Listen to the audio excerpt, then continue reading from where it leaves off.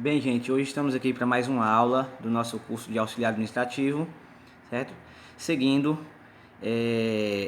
o módulo de vendas. Hoje nós teremos a aula que vai tratar sobre merchandising, certo? Merchandising, se nós levarmos ao pé da letra, é um dos artifícios utilizados pelas pessoas, pelas instituições para o desenvolvimento das suas propagandas, para o desenvolvimento dos seus marketings, certo? Sabendo a gente que existe vários tipos de marketing e o merchandising é uma vertente do marketing, certo? Que trabalha especificamente com algumas situações do cotidiano da instituição. E a gente vai ver o contexto de merchandising, certo? O seu significado, e a gente vai ver como se aplica também o merchandising nas instituições. Vamos lá para o contexto do que é merchandising, a sua definição. Merchandising é uma ferramenta de marketing cujas técnicas têm a finalidade de apresentar e repassar informações sobre os produtos disponíveis nos pontos de vendas, ou seja, apresentar. A partir do momento que eu estou colocando um produto novo no mercado, eu tenho que apresentar esse produto ao meu público consumidor, certo? E a partir do momento que eu estou apresentando esse produto, eu também devo repassar todas as informações sobre ele, principalmente as informações de manuseio, certo? Forma de utilizar, as informações referentes aos benefícios que esse produto vai trazer para o consumidor, certo? O objetivo final é que as mercadorias tenham giro, ou seja, grande rotatividade, evitando que fiquem paradas muito tempo no estoque. O que acontece? O objetivo final do merchandising é que as mercadorias não fiquem muito tempo paradas no estoque, porque sabe-se o seguinte: se você comprou a mercadoria, você tem um fornecedor para pagar. E se a mercadoria está muito tempo no estoque, é porque não vendeu. Então não entrou receita na instituição. Significa o quê? Prejuízo. Não pensem vocês que mercadoria em estoque, certo? É vantagem para a instituição, não. Se está lá no estoque é porque não foi vendido. Se está lá é porque comprou, certo? Então não gerou receita para a instituição, então isso é prejuízo. Então o objetivo do merchandising é fazer com isso, que a mercadoria tenha a maior rotatividade possível, que a mercadoria saia o mais rápido possível, que ela tenha um giro, que não fique muito tempo na prateleira, até porque muitas vezes a gente se trata de produtos que são perecíveis, ou seja, tem uma data de validade, e aí essa data de validade pode estourar e ocasionar vários problemas para a instituição. Seguindo, nós temos o seguinte: assim, podemos também dizer que esse recurso ajuda a diminuir os custos da empresa, já que o armazenamento de produtos em estoque ocasiona gastos extras que podem ser reduzidos com a rotatividade dos produtos. Então, se não há o estoque, não há os gastos que teriam que ter com o estoque no momento da armazenagem. Então, esse artifício, o merchandising, também auxilia e ajuda bastante a instituição nessa questão da redução de gastos. No entanto, a finalidade principal da ferramenta é atrair os clientes presentes no ponto de venda, fazendo com que eles se sintam atraídos pelos produtos oferecidos. Lógico, somente os clientes que poderão presenciar, que poderão ver esses produtos e sentir o desejo de consumir esses produtos, são aqueles que estão no ponto de venda no momento da exposição da mercadoria, certo? Então o merchandising tem essa finalidade: atrair os clientes que estão presentes lá no local da venda para que eles possam consumir esse produto, essa mercadoria.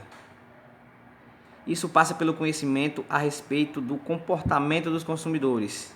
É importante saber quais são as suas preferências, desejos e demandas. Dessa forma, fica mais fácil fazer com que eles comprem, mesmo não tendo necessidade daquele produto.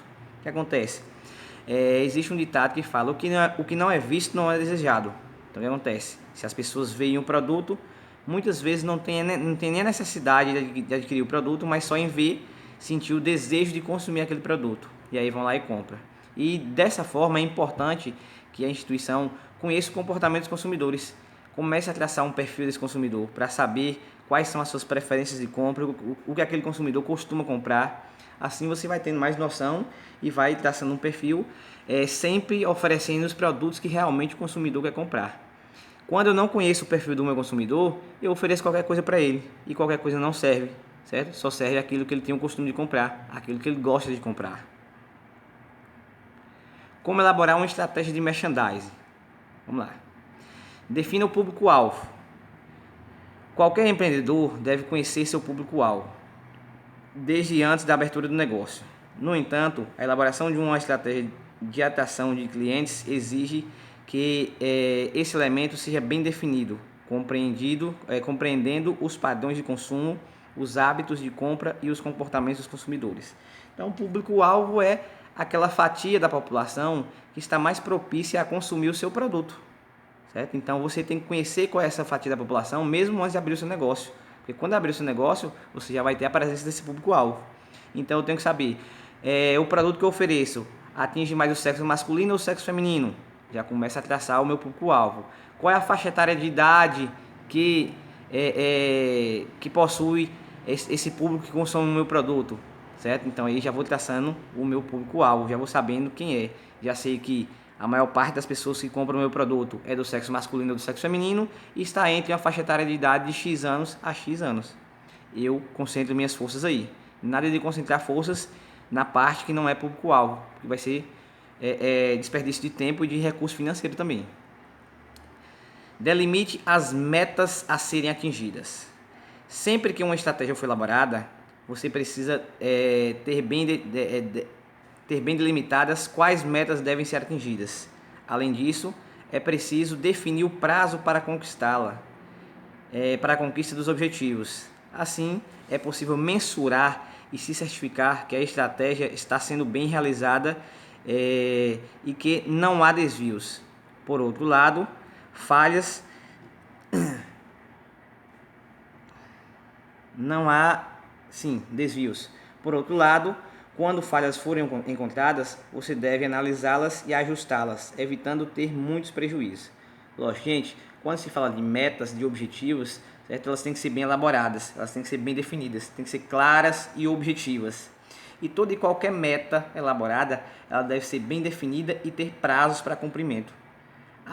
Porque se não tiver prazo para cumprimento, você não vai cumprir e vai acumular uma meta junto com a outra. Então a questão é prazo para se cumprir. Prazo para se cumprir. Tem que se cumprir os prazos determinados.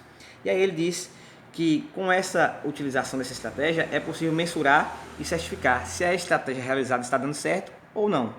Caso ocorram falhas, você pode ajustar as falhas de acordo com o que você vem observando na realização dessa estratégia, certo? Sendo que toda e qualquer estratégia ela é baseada em um planejamento. Primeiro mandamento da administração, tem que se planejar. Se não se planejar, está bastante suscetível a erros. Crie estímulos adequados ao público-alvo. O conhecimento do público-alvo é importante, porque os estímulos da estratégia devem ser adaptados a ele. Portanto, considere os desejos, demandas e necessidades do consumidor, oferecendo produtos e serviços que atendam a requisitos de qualidade, atributos físicos, preço e funcionalidades.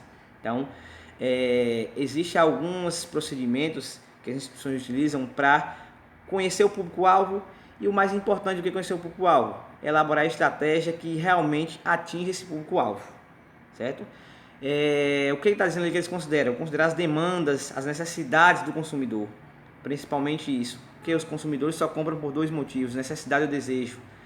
Vamos observar quais são essas necessidades e esses desejos, para oferecer realmente o que o consumidor está necessitando ou o que está desejando, certo? Saber o que realmente é importante para o consumidor em requisitos de qualidade do produto, em requisitos de atributos físicos, em requisitos de preços e de funcionalidades, certo? Assim eu estou criando estímulos, eu estou fazendo com que o consumidor perceba que eu estou preocupado com o produto ou serviço que ele vai adquirir. Se esse produto é realmente aquilo que ele necessita, aquilo que ele deseja. E isso cria estímulos e cria um vínculo muito grande do consumidor com a instituição. Ofereça um ponto de venda bonito e agradável. O ditado diz que a primeira impressão é a que fica. Isso também vale para o ponto de venda. Por isso, ele deve ser bonito e agradável, um ambiente convidativo para os consumidores.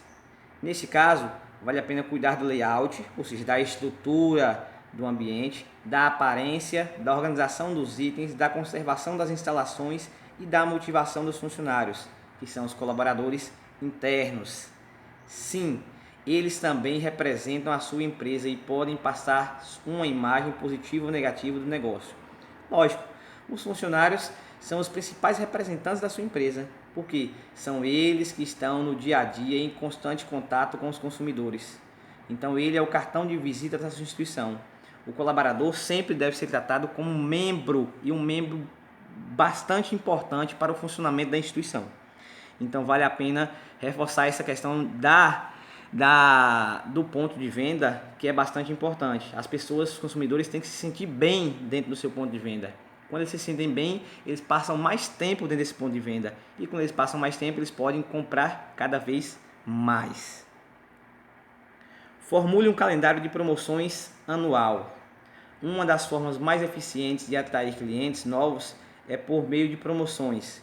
Por isso, elabore um calendário anual que contenha promoções nas principais datas comemorativas, como Natal, Páscoa, Dia das Crianças, entre outros. Essas datas devem ser significativas para a área de atuação do negócio. Somente dessa forma terá um impacto realmente positivo. Lógico que toda e qualquer promoção ela deve ter um prazo. Ela tem data de início e data de término. Nada de passou o Natal ficar oferecendo produtos do período natalino. Não, ninguém vai mais comprar, porque o Natal é só no próximo ano. Então é um período muito longo, ninguém vai mais comprar. Ah, passou a Páscoa, ninguém vai mais comprar ovo de Páscoa. Pode sim comprar chocolate, certo? Mas ovo de Páscoa, não. O símbolo, a simbologia da Páscoa, que é o ovo, não. Dia das Crianças.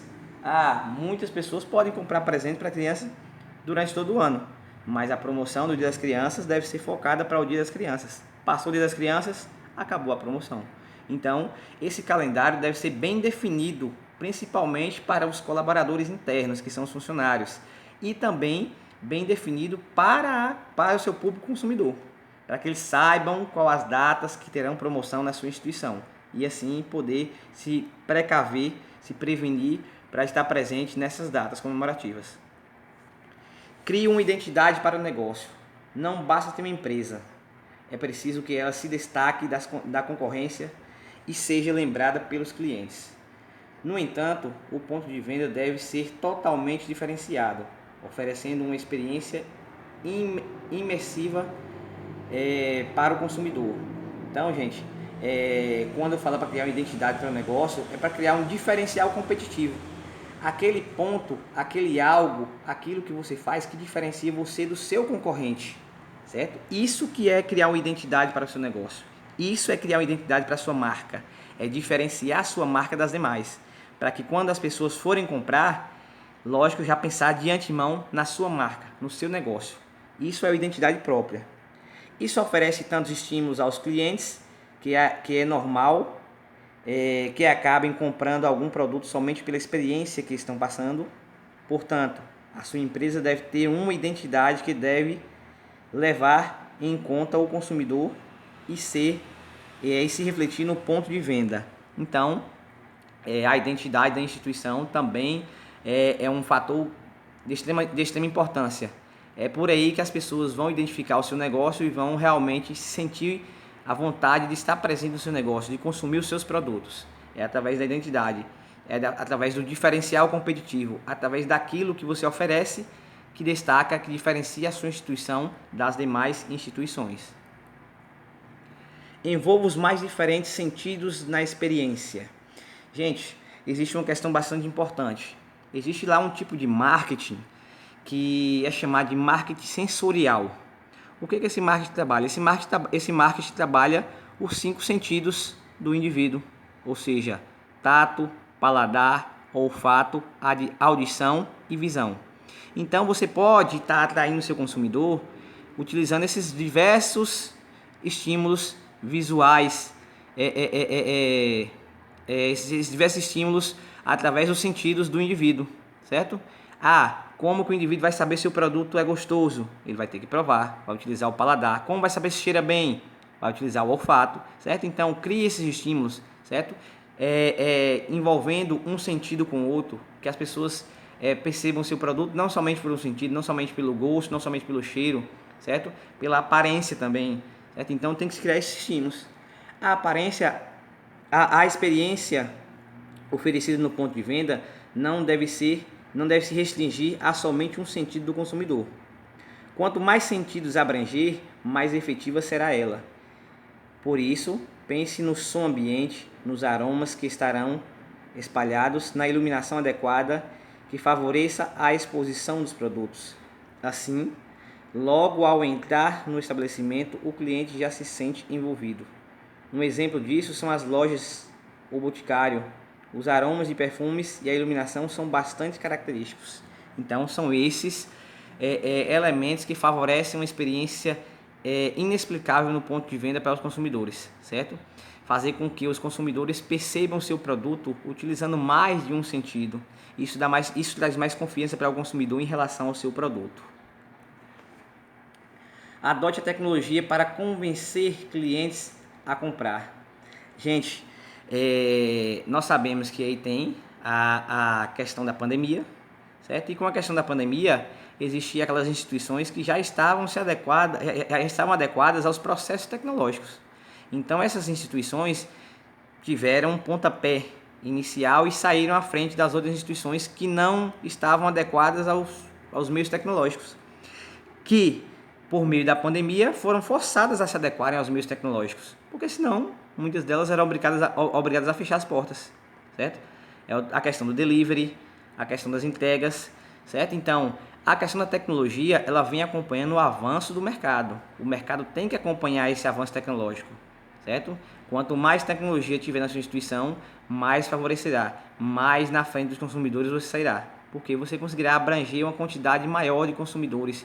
A sua área de abrangência será muito maior do que a área de abrangência dos consumidores que não atuam com tecnologia, certo? Então, pense bastante em tecnologia, certo? Para investir na sua instituição.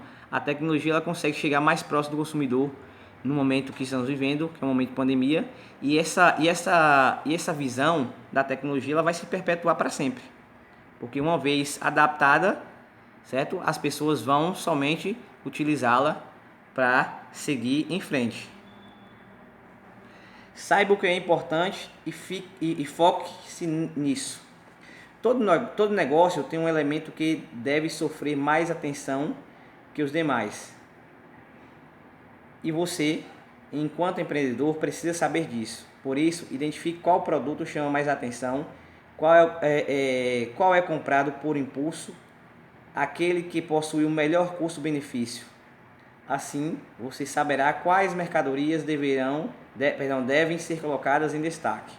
Gente, toda e qualquer instituição deve elaborar um catálogo e lá dividir os seus produtos por categorias. Na linguagem do comércio, existe lá o produto que é chamado de produto estrela, certo? O produto estrela é aquele carro-chefe da instituição, é o que traz mais rentabilidade para a instituição. Nós temos o produto abacaxi, que é o produto que não dá tanta rentabilidade para a instituição, mas que é necessário ter na instituição. Muitas vezes ocasiona alguns problemas, mas é necessário ter, porque se eu não tenho, os consumidores que adquirem esse produto podem procurar em outro estabelecimento, ou seja, na concorrência, e a concorrência possa oferecer algo que eu não ofereci e eu perder esse consumidor, certo? Existe aquele produto que nós chamamos de vaca leiteira, certo?